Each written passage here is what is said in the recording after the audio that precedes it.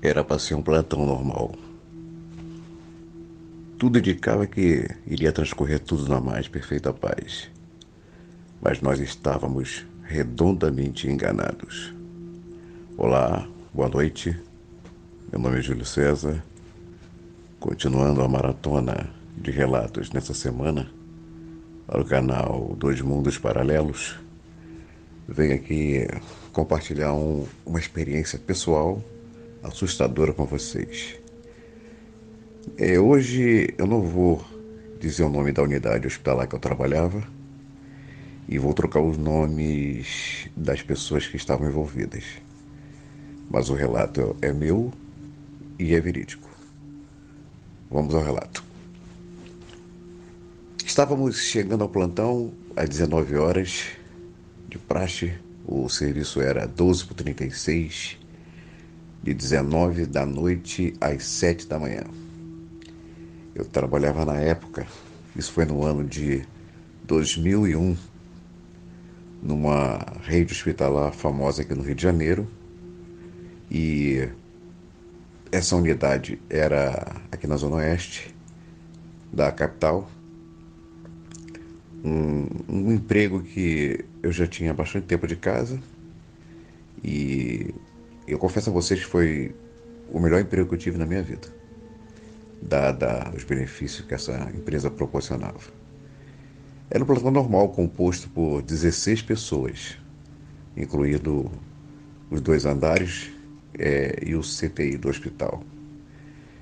A minha dupla, ou seja, a pessoa que iria ficar à frente comigo, era uma pessoa assim, nova de idade. Na época ela tinha 24 anos, era imatura no serviço noturno, então eu tinha que dar aquela atenção para primeiro deixá-la segura, deixá-la tranquila e tudo seria normal, tudo seria, digamos assim, normal um plantão transcorrendo na sua normalidade. Sabíamos que a qualquer momento podia ter uma emergência grande, um acidente de carro, uma coisa qualquer, mas estávamos preparados, que eu falei que essa parte eu cuidaria. Então, aí chegou a hora da janta, ela foi primeiro, eu fiquei para ela na recepção, e quando ela voltou, eu chamei o rapaz do raio-x para ficar com ela enquanto eu iria jantar, e fui, e fui. Aí pintaram alguns atendimentos que fez com que as horas passassem. Quando demos conta, tinha uma ambulância para liberar, uma transferência de paciente. Eu fiz o bordo do paciente, a ambulância foi e fechei a parte de trás. Cheguei para ela e falei, Lúcia, são 10 e pouca da noite já. Eu vou lá atrás dar uma olhada na área e o rádio tá aqui, qualquer coisa você me chama. Ela falou, não, tudo bem, Júlio, pode ir sim. Aí aumentei um pouquinho o volume do rádio e peguei a parte externa lateral, onde os carros tinham acesso, né? Tinha um estacionamento lá atrás. E eu fui lá atrás porque tinha alguns objetos de valor que tinham que ser preservados. Material nobre, fácil de roubar. Então eu fui lá fazer essa ronda. Não era um lugar bom de se ver à noite, não. Por quê? Eu não tenho esse problema, mas tem um necrotério, tinha a oficina, tinha o estacionamento, tinha a área de gás e tinha um compartimento semi-aberto onde ficava os utensílios usados nos andares no CTI, tipo cuba, tipo material para as pessoas fazerem necessidade fisiológica, as comadres, essas coisas assim. Aí percorri tudo, fui até o final do estacionamento, olhei tudo normal. O muro era de 3 metros, né? Mas volta e meia, parece que usuários de droga pulavam ali e para consumir droga ali. Cheguei a pegar algumas guimbas de maconha lá, mas assim, nunca peguei ninguém pessoalmente. Aí, como eu estava armado, eu estava com a arma para trás, com as mãos para trás, ocultando a arma e atenta a todos os tipos de barulho. Confesso a vocês que tinha uma jaqueira que ela ficava do outro lado do muro, mas a copa dela sobrepujava o muro e invadia a área do hospital. E eu não sei por que eu senti uma impressão ruim, um sentimento de estar sendo observado. Fiquei com aquela impressão. E eu confesso a vocês que quando eu voltei, eu não voltei dando as costas para aquele local. Eu fui de costas para onde eu estava indo e de frente para aquele lugar onde eu estava com aquela má impressão. Quando cheguei na porta, ao invés de vir pela parte lateral, eu vi pela outra parte, já tinha uma porta que dava acesso ao corredor do hospital. Aí peguei a chave, enfiei a mão direita no buraco da fechadura e olhando para lá. E algo brilhou na parte da copa de dentro da árvore. E na hora que aquilo brilhou, me deu um arrepio muito grande. Eu abri a porta, fechei-a, acessei a área onde ficava o relógio de ponto, os vestiários, tinha a entrada do centro cirúrgico, a entrada da despensa e a entrada da cozinha. Lembro-me como se fosse agora. A primeira porta sanfonada, a segunda porta sanfonada, o antigo necrotério interno, que ainda ninguém sabia o que seria feito dele, e fui no corredor. E no corredor estava meio que semi-escuro, porque os consultórios não estavam funcionando, era a área de consultório, e a área onde você andava um bom pedaço para chegar até a recepção onde o pessoal estaria. E eu sentia uma coisa estranha. O meu sangue estava gelado dentro das veias. Eu não estava arrepiado, não estava nada, só sentia aquele gelo por dentro. E não era medo, era um sentimento de insegurança. Eu me sentia inseguro. Aí cheguei na área onde as pessoas estavam, né? Tava aquele frenesi de atendimento, aquelas pessoas no balcão, pessoas esperando, a emergência chamando, tal. Aí passei direto e fui lá para fora. Vou tomar um ar lá fora. Aí fiquei lá na frente do hospital, onde o fluxo de carro é intenso. Aí tinha um jardim, à direita as pessoas usavam para fumar. Como o lugar cheirava cigarro, eu preferi ficar um pouquinho no meio. Eu pensei comigo, eu não vou passar essa situação para não criar um clima de medo. Eu vou ficar com a minha impressão pessoal. Eu confesso a vocês, pessoal, que eu fiquei ali meia hora apenas. Aí foi quando eu escutei batida com o nó dos dedos na porta blindex. Aí eu olhei para trás, era a Lúcia. A Lúcia falou: Olha, a ceia saiu, já são meia-noite. Eu falei: Já são meia-noite, quando eu olhei o relógio era meia-noite. Aí o fluxo de paciente diminuiu. Eu falei: Pode ir lá, ceiar, que eu daqui a pouco eu vou. Tá? Aí você me diz o que tem lá, porque dependendo do que tem lá e eu não gostar, eu vou fazer o seguinte: eu trouxe meu lanche e eu como o meu, entendeu? Aí ela disse que chegando lá iria me falar. E foi. Eu fiquei na recepção para ela, ficou o rapaz da limpeza, o enfermeiro da emergência, o médico clínico e o rapaz do raio-x. Aí ficamos conversando. Aí daqui a pouco o rádio tocou. Ela falou: Júlio, tem pão com queijo, tem café com leite, tem Nescau e tem uns pastéis que a Nete fez. A Nete era a menina da Copa. Ela falou: o pastel me apanhou. Eu vou, eu vou aí daqui a pouquinho quando você voltar. Ela voltou, eu deixei ela acompanhada daquele grupo de pessoas que já tinham ido lanchar, que eles foram primeiro, e fui fazer a minha ceia. Quando eu passei de novo, pelo lugar onde eu passei com sangue gelado, com aquela impressão ruim, à direita tinha um jardim interno, cercado pelos dois corredores do hospital, por vidro, onde um vidro dava no refeitório onde eu estava indo, e o outro vidro dava para uma sala anexa onde ficavam guardados documentos. Hoje, segundo foi passado, essa área já não existe mais lá. Foi tomada por outra coisa, já que eu saí desse emprego em 2005. Era o ano 2001. E então, quando eu cheguei lá, eu estava sozinho, lanchando, todo mundo já tinha ido. Aí fiquei só eu e a Nete conversando sobre assuntos corriqueiros, a Nete falou o seguinte para mim, falei, Júlio, eu estava aqui na cozinha preparando a ceia e me deu a vontade de olhar para cima. O que que tinha em cima do teto da cozinha? Uma abertura, onde não caía água de chuva, aí tinha uma cobertura acima, porém você tinha a visão lateral de todos os lados. Era um lugar tipo vazado. Eu falei, o que que foi, Nete? Não, eu tive a impressão de que tinha alguém me olhando. E eu cheguei a ver um. Quando eu levantei a cabeça para olhar, eu cheguei a ver um corpo se deslocando. Eu falei, tem certeza? Ela falou, tem. Será que algum maconheiro conseguiu chegar no teto do hospital? Aí eu fiquei com aquilo na cabeça e fui lá para frente. Eu falei com ela, se você notar qualquer coisa, você liga lá para frente, que eu vou estar lá, tá? Mas agora eu vou dar um pulo lá em cima do teto para ver o que está acontecendo. Fui lá para frente, peguei um bolho de chaves que estava guardado, porque eu teria acesso a um armário que eu poderia abrir duas portas para chegar até o terceiro andar do hospital. E era um lugar muito feio. Por quê?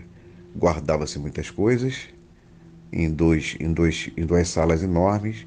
Tinha a porta final do corredor, onde você abria, e tinha uma visão panorâmica de todo o teto do hospital. Lá fui eu. Coloquei a arma na mão direita, enfiei o, a chave no buraco da fechadura e abri de uma vez só e saí com a arma em punho. Virei a arma para tudo que foi em direção e não tinha nada. Aí consegui ver a parte onde a Net supostamente tinha visto alguém. Estava tranquila. Aí andei por cima das telhas, eram telhas fortes, e dei a volta. Cheguei no teto, chamei a atenção dela, para ela não tomar susto dizendo que era eu, e para ela ficar tranquila que eu não tinha nada. Fiz o caminho de volta e desci. Quando eu desci, é aí que começa o terror. Quando eu desci, eu apaguei todas as luzes laterais, tanto do corredor do consultório, quanto do corredor de enfermaria, neonatal, que era embaixo, e entrada de centro cirúrgico. Escureci tudo. A Ana já estava sozinha, o pessoal já estava nas suas tarefas, nos seus afazeres, a vida tinha que continuar. Não tinha atendimento. O enfermeiro da, da emergência, soube que é até falecido já, o Luiz, ele tinha dito que estava descansando, qualquer coisa era chamar. Aí entrou na sala dele e descansou. Os médicos subiram, passaram a listar, ficou só a Ana e o rapaz da limpeza. Quando o rapaz da limpeza viu que eu cheguei, ele pegou, agora eu vou limpar lá atrás. E ficou só eu e a Ana. E a Ana estava tremendo. E ela me contou o seguinte, falei, Júlio, é, essa noite, em casa, eu escutei alguma coisa andando do lado de fora. Aí chamei o André, que era o esposo dela, e a Ana Lúcia me falou isso.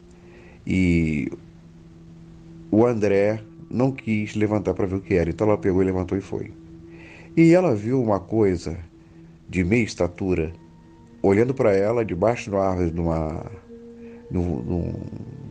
uma árvore que tem aqui, não sei se vocês conhecem, não sei de que estado vocês são, carioca conhece, é fruta do conde.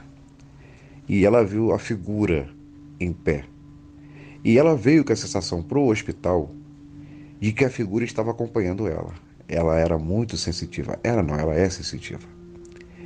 E ela estava com medo. Aí eu falei, credo, Ana, sério? Ela falou, sério, eu sinto que ele está aqui. Eu falei, vamos fazer o seguinte, vamos sair da recepção, vamos passar para o outro lado, onde fica o pessoal, tem umas cadeiras bem confortáveis ali, vamos sentar ali, relaxa ali. Você quer uma água, você quer um café, eu pego para você. Aí ela falou, não, eu quero um copo de água. Quando eu levantei, gente, para poder pegar o copo de água para a garota, eu não tinha visão dos corredores, porque nós estávamos na recepção, então tinha paredes e porta. Para acessar os corredores, eu tinha que acessar a porta da recepção, que era automática. Eu tinha que apertar um botão para ter acesso ao compartimento de consultório e enfermaria neonatal. Quando eu cheguei, eu não dei 10 passos para enfiar o braço. Tem um braço comprido? Para mim dava. Enfiar o braço pelo lado de cá da recepção lado de dentro da recepção para acessar o botão para poder destravar a porta. Eu não cheguei ali. A Ana deu um grito.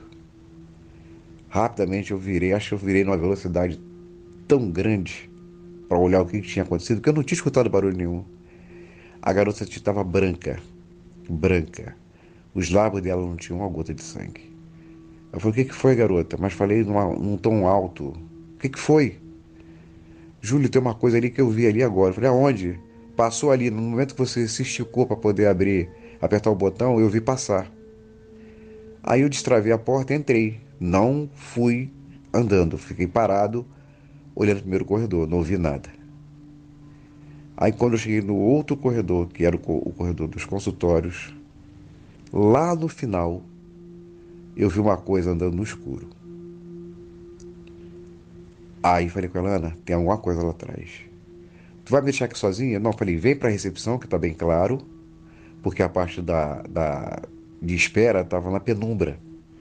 E eu tô te vendo de longe. Eu tô te vendo de longe, pode ficar tranquila, tá?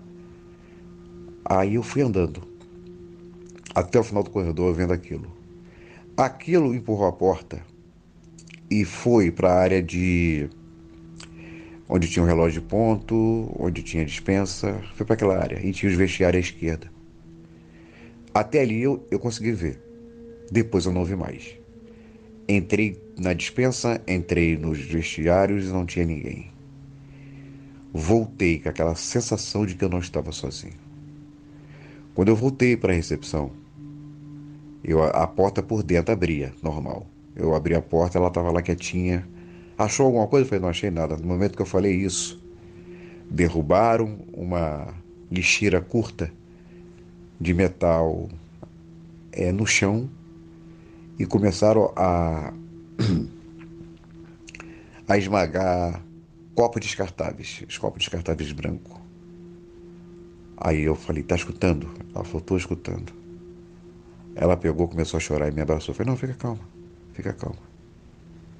E aquilo começava, mexendo com a lixeira e esmagando os copos. Aí eu falei, destrava a porta. Quando eu destravei a porta e olhei, a lixeira caída, os copos esmagados e não tinha ninguém. Aí, quando eu voltei, eu não quis falar para ela. Mas ela sabia que pela minha expressão tinha uma coisa errada. O olho da garota, gente, estava saltado. Saltado. Tá? As pupilas estavam extremamente dilatadas. Aí ela falou, tô com vontade de fazer xixi. Eu falei, vai fazer. Mas eu tô com medo de ir lá sozinho. Eu falei, mas você não vai querer que eu entre no banheiro com você, né? Não, eu tenho uma ideia. Eu falei, que ideia? Eu só vou aceitar se for a ideia que eu aceite. Não vai ser a sua ideia, não. O que foi que você está querendo dizer? Eu vou fazer xixi de porta aberta e você fica de costas. Aí foi o que ela fez. Ela se assentou no banheiro, eu olhando tudo. Eu tinha a impressão, olhando pelos vidros, que tinha uma névoa. Aí, enquanto ela se aliviava lá, ela falou, terminei. Eu falei, Ana, eu não vou te falar não. Olha ali para onde tem luz, onde tem os vidros. O que você vê? Ela falou, eu vejo tipo uma nuvem, uma névoa. Eu falei, então estamos vendo igual. Fica aí que eu vou dar outra olhada, que eu tenho que desvendar esse mistério. Gente, quando eu voltei para a área, eu senti um frio, uma coisa estranha. Rio de Janeiro é quente. E era uma noite de setembro, eu lembro como se fosse hoje. Então setembro é primavera após o dia 21. E já começa o calor aqui no Rio de Janeiro. Então eu senti aquele frio, mas aquele frio não era externo, era dentro do meu corpo. Pra vocês terem uma ideia, o meu nariz estava gelado. Aí eu falei comigo mesmo, tem alguma coisa aqui. Aí olhei os corredores, nada. A lata continuava no chão, os copos esmagados lá, do lado esquerdo. Fui pro lado direito, olhei o elevador, olhei as escadas e nada. Aí resolvi cortar caminho por dentro da emergência. Quando eu entrei na emergência, eu senti algo estranho. Aí passei direto, quando saí passe, essa porta que dava lá na espera da recepção, por onde os pessoal entravam na emergência, foi quando aconteceu tudo. Só de falar isso agora eu me arrepio. Quando eu abri a porta, a Ana estava sentada lá na espera.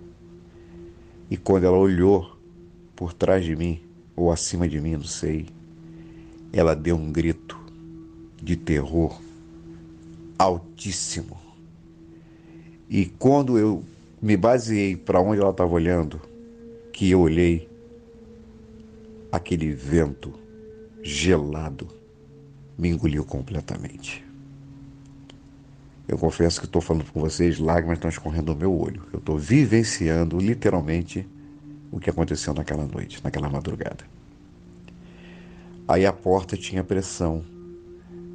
Foi igual o filme de terror. Aconteceu a ventania, a porta bateu e eu voltei a sentir o calor do meu corpo. Aí a garota estava chorando, encolhida. Botou os pés para cima, ficou em decúbito dorsal na vertical, encostada com a cabeça na parede, tremendo, chorando. Eu cheguei perto dela, o que que foi? O que que foi? O que que foi? Ela falou, ele estava atrás de você, enorme. Não era o que eu vi lá na minha casa. Agora era outra coisa. Ele estava com as mãos estendidas para você. Era uma coisa horrível. Falei, horrível como? Uma coisa sem forma, uma sombra, uma nuvem, uma névoa, uma coisa estranha. Ele estava lá, vindo atrás de você. Escritos. A coisa atormentou pelos corredores. A coisa atormentou no teto. E agora ela estava dentro da emergência. Aí ficamos a noite toda ali, conversando. Eu tentando acalmá-la, aquela coisa toda. Quando chegou o final do plantão, eu tinha uma rotina de, ao término, ficar meia hora tomando banho. Porque é um ambiente pesado, o hospital, a gente fica contaminado. Na época eu tinha criança nova em casa e eu tinha uma filha em 2001, tava com 2 aninhos, hoje ela está com 24 anos, minha coisa linda. E eu tinha medo de passar doença para eles em casa, então o que que acontecia? Eu tinha uma rotina de limpeza, de asseio, e quando eu voltava, não voltava por dentro, voltava por fora. Só que nesse dia eu não fiquei meia hora não, foi 1 hora e meia. Eu saí do hospital 9h30 da manhã, cansado, estressado. Aí levei ela em casa de carro, ela me esperou. Ela não morava longe do hospital. Levei-a e depois eu retornei para casa. E no outro plantão, chegamos com aquele sentimento de terror, mas não aconteceu mais. Essa experiência que eu queria compartilhar com vocês, no sentido de ter vivido essa noite de terror puro. Espero que vocês gostem. Tenham uma boa noite. Um grande abraço a você e obrigado, Ellen, por mais essa oportunidade de ouro de compartilhar esses relatos com vocês. Uma boa noite.